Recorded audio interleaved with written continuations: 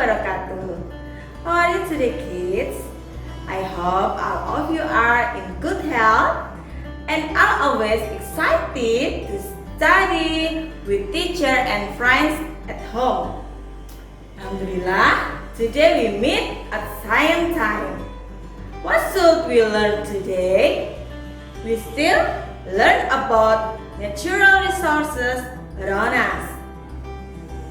Kids, kemarin kita telah melihat bahwa sumber daya alam minyak bumi ternyata memegang peran penting dalam kehidupan kita dari bangun tidur hingga malam kita tidur lagi. Hasil pengolahan minyak bumi dapat kita temui di sekitar kita. Ada yang digunakan untuk sumber energi seperti bensin, solar, aftur, serta LPG. Ada yang digunakan untuk membuat perkakas di dalam rumahmu seperti plastik dan lilin. Ada juga yang digunakan untuk jalan raya seperti aspal, seperti minyak pelumas untuk mesin. Last week kita juga telah mengidentifikasi bahwa sumber daya alam terbagi menjadi dua menurut ketersediaannya. Ya kids, renewable dan non-renewable. Pasti kalian sudah paham dong sumber daya alam apa saja yang termasuk di dalamnya. Bahkan kalian juga sudah mempelajari proses terbentuknya minyak bumi hingga eksplorasinya. Dalam melakukan eksplorasi minyak bumi ini, tampak jelas bahwa teknologi sangat memegang peranan penting dalam usaha penemuan titik lokasi minyak dalam perut bumi, serta teknologi tinggi dalam rangka pengeboran. Apakah eksplorasi sumber daya alam renewable harus menggunakan teknologi juga? Coba kita lihat eksplorasi pada salah satu sumber daya alam renewable ini. Beberapa benda begitu dekat dan lekat dengan keseharian kita. Saat belajar, bermain, menyalurkan hobi, bekerja, dan banyak lagi kegiatan lainnya. Satu di antara benda itu adalah kertas. Sejak diperkenalkan pertama kali oleh Cailun pada era dinasti Han di Tiongkok sekitar abad ke-1 Masehi, hingga berkembang menjadi berbagai jenis bentuk, ukuran, serta fungsinya. Kertas telah menjadi bagian dari kehidupan dan keseharian kita. Meski kerap kita jumpai dan pergunakan, tak semua dari kita mengetahui jika kertas dan produk turunannya bermula dari bibit pohon yang ditanam loh, yang kemudian menjadi batang kayu pada areal yang disebut hutan tanaman industri. Dalam rentang 5 tahun sejak penanaman dilakukan, tiap batang pohonnya telah siap dipanen sebelum kembali lagi ke tahap penanaman kembali, hingga seterusnya siklus ini berlangsung. Di pabrik, batang kayu yang telah dipanen diolah hingga terkelupas bersih. Sementara kulit kayu yang terkelupas tetap bermanfaat karena dijadikan bahan bakar biomasa. Kemudian, kayu tadi dicacah hingga menjadi serpihan atau yang disebut wood chips. Caranya, serpihan kayu dimasak dalam tangki raksasa yang bertekanan tinggi, serupa proses pencernaan dalam tubuh manusia. Hasilnya, dalam bentuk yang lembut, serat kayu yang dibutuhkan akan terpisah dari kandungan lainnya. Selanjutnya, bubur kertas atau pulp akan mulai terlihat bentuknya. Sesuai kebutuhan, pulp ada yang dikeringkan hingga berbentuk padat dan siap dikemas. Ada pula yang langsung diproses ke tahap selanjutnya. Selanjutnya, pulp tadi sudah bisa diolah untuk menjadi kertas dan beragam produk turunannya. Caranya dengan terlebih dahulu mencairkan pulp hingga berbentuk bubur yang dikenal dengan tahapan wet end. Mengalirkannya ke mesin di mana pulp diperas dan ditekan sedemikian rupa atau biasa disebut tahapan dry end, hingga terbentuklah lembaran kertas seperti yang kita kenal dalam bentuk gulungan raksasa. Dari gulungan tadi, dilakukan pemotongan sesuai ukuran dan jenis produk yang dikehendaki. Berlanjut ke pemilahan dan pemeriksaan kualitas. Diakhiri dengan proses pengemasan dan pengiriman ke berbagai tujuan ke seluruh penjuru dunia.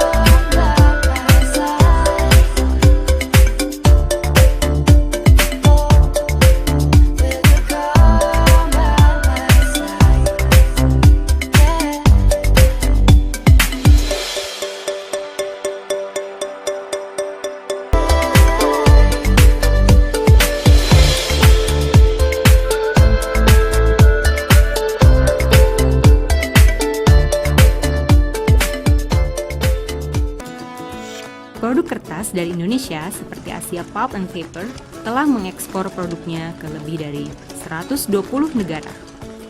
Kamu tahu nggak kalau Indonesia merupakan salah satu negara penghasil kertas urutan ke-6 di dunia dan 10 dunia untuk pulp. Selain itu, industri pulp dan kertas sendiri telah menjadi gantungan hidup bagi lebih dari 1 juta orang.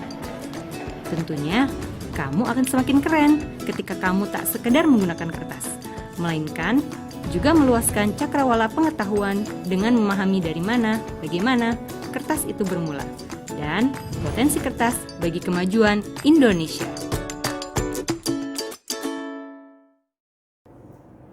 Kids, adakah kamu melihat adanya teknologi yang digunakan pada pengolahan kertas? Teknologi yang digunakan rumit ataukah sederhana? Banyak menggunakan mesin atau tenaga manusia? Oke kids, kita lanjutkan lagi ya. Video selanjutnya ini juga bentuk lain penggunaan teknologi pada eksplorasi sumber daya alam terbarukan.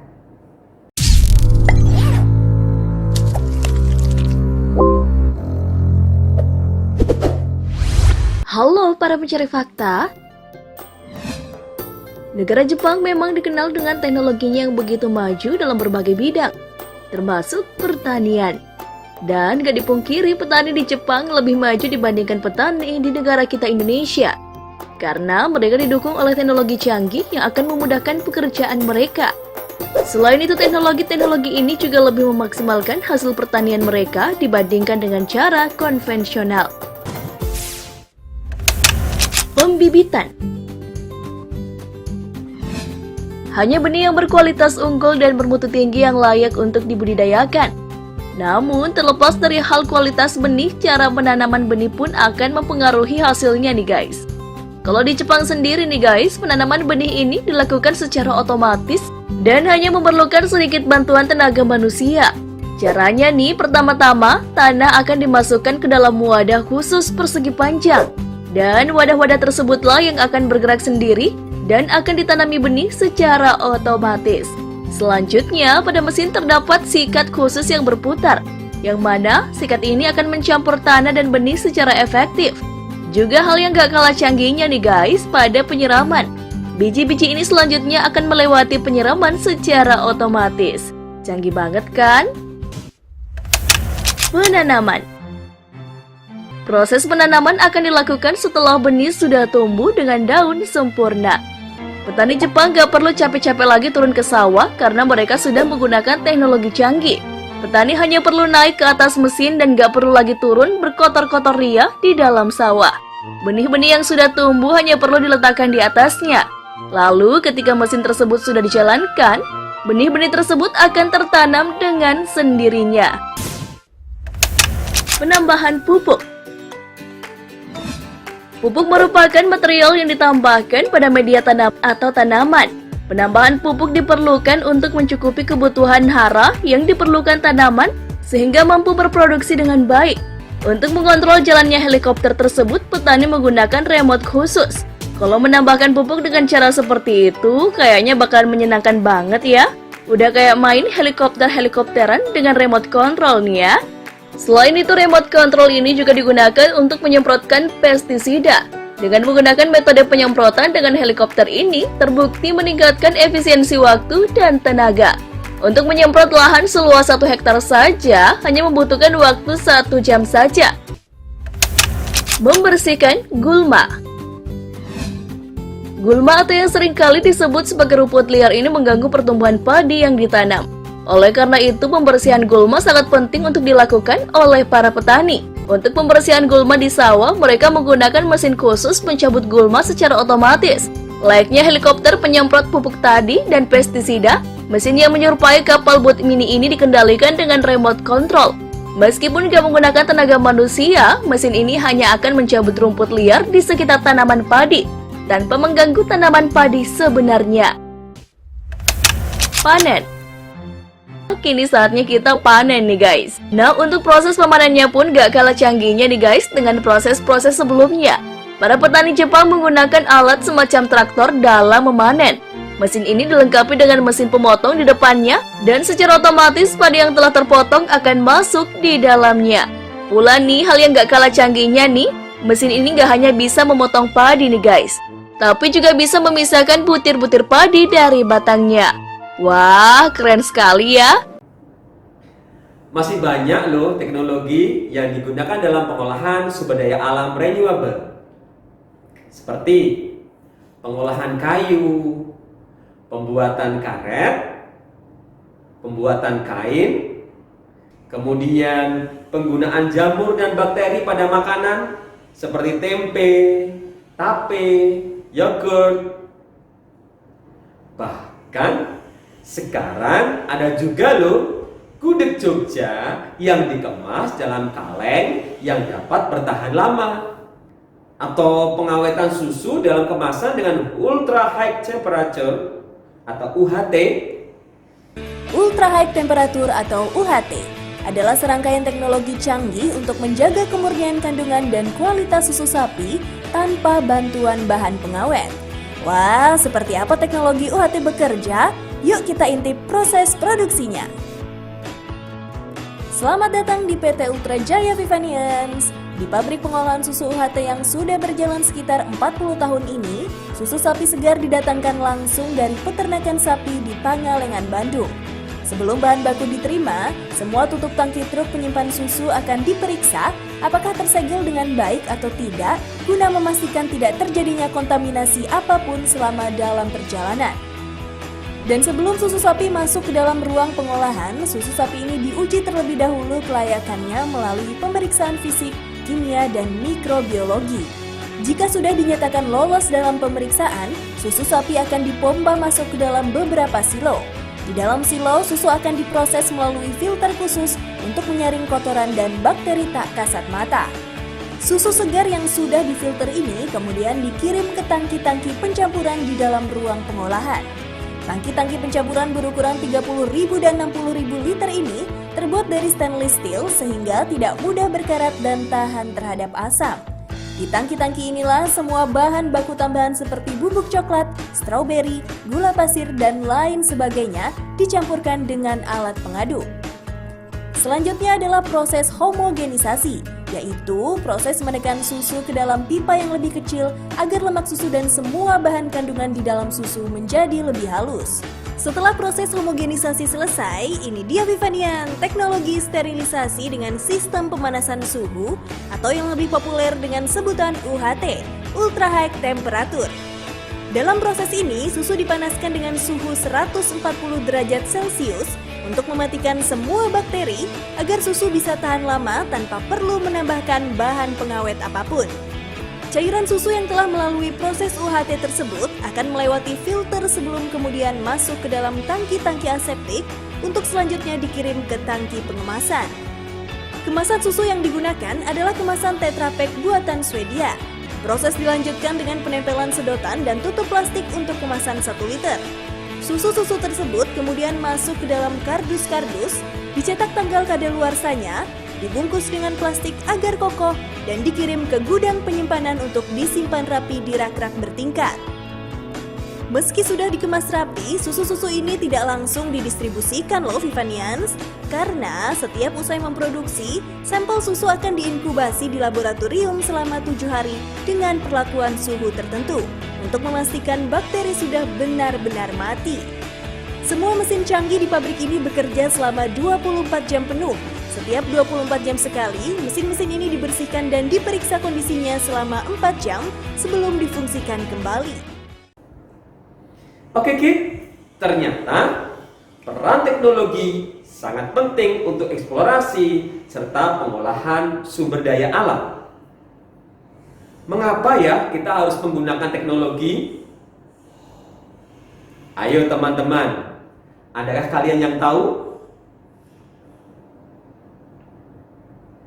Oke, kalian benar. Agar hasil yang diperoleh semakin melimpah, semakin efisien, mempersingkat waktu pengolahan, serta produk akan bertahan lebih lama. Kids, untuk meningkatkan kefahamanmu, coba ambil buku paket kalian yang tema 4, ya. Bukalah halaman 81 pada bagian Ayo Membaca. Bacalah sampai di halaman 83.